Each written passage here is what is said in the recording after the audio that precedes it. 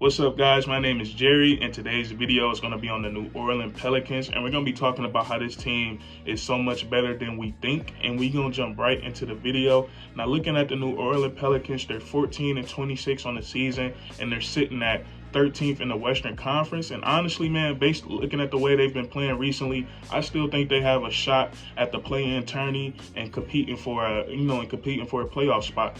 But anyways, man, what this team has been doing so far this season is really impressive, just given the adversity they've been faced with so far when it comes to injuries and COVID and stuff like that. We all know that they've been without Zion Williamson all year, their best player, and also the type of production that he gave the last time he suited up for the Pelicans. He was a guy that was averaging 27, 28 points per game.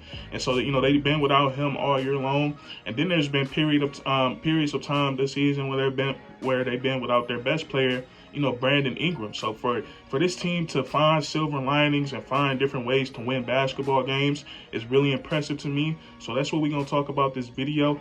And I feel like the first person we have to talk about is Brandon Ingram, because I feel like he's taken a big step this year, not only as a basketball player, but also as a leader on the court.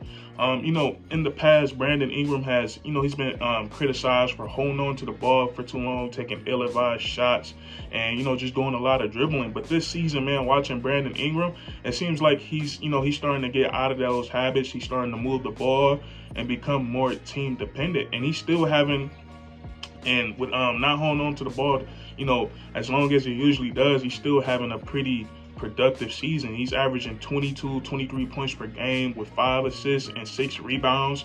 That's pretty decent. And also, man, Brandon Ingram, like I said, he's been missing time this year too. But when he suits up for the Pelicans, they actually have, a winning record. So that speaks volumes about, what he's been doing for these guys this year. So, if they can keep Brandon Ingram healthy, I think they can really make a stride. They can really make a stride for the play-in tourney or, the playoffs. So, big props to Brandon Ingram with the way he's been improving this year. And, with that being said, we got to talk about, Herb Jones. I'm not going to call him Herbert. That's, I'm going to call him Herb. But Herb Jones, he was a draft pick from the Anthony Davis package. I think that trade happened about 2 or 3 years ago. This is AD's third season with the Lakers, so it was 3 years ago. So, that trade turned into Herb Jones, and, he's been nothing. He's probably been the most pleasant surprise for the New Orleans Pelicans this season.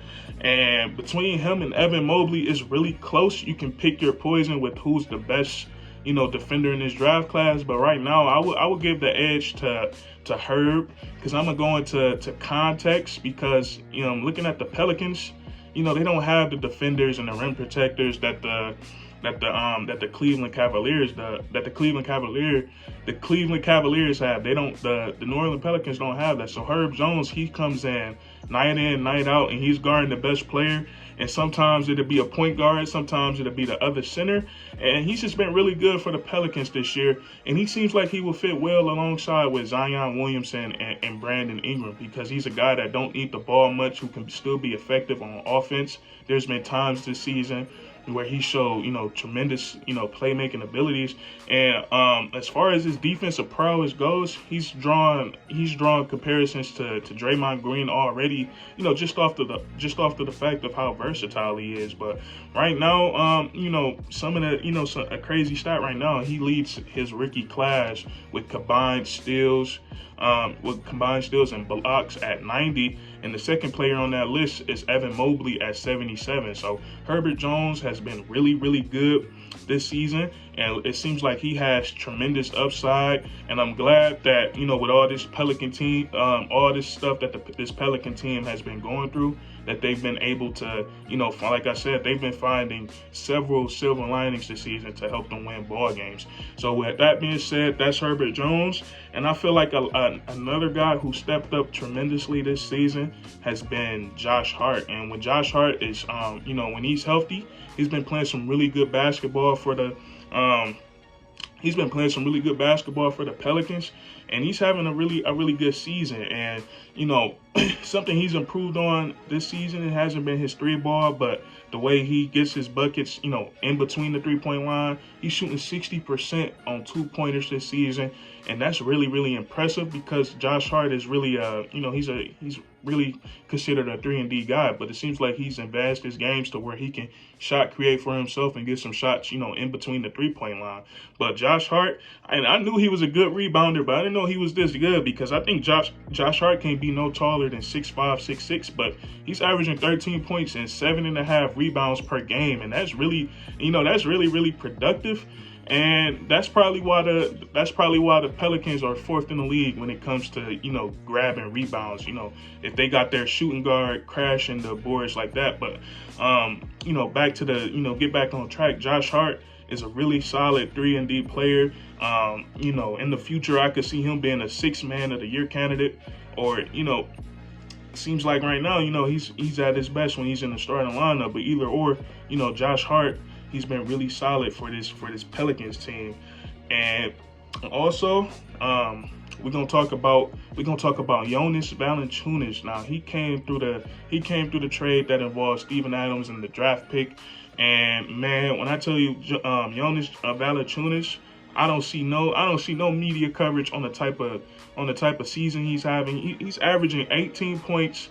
He's averaging 18 points. How many rebounds? He's averaging 18 points, 12 rebounds, shooting 52% from the field and 43% from the 3-point line. Now that's a pretty crazy stat line in my opinion. And he done had some crazy, you know, he done had some crazy double doubles this year. I can't think of them off the back of my head, but you know, I was, you know, looking at the games, looking at highlights, and look at the stats, and you know, he have a crazy double-double.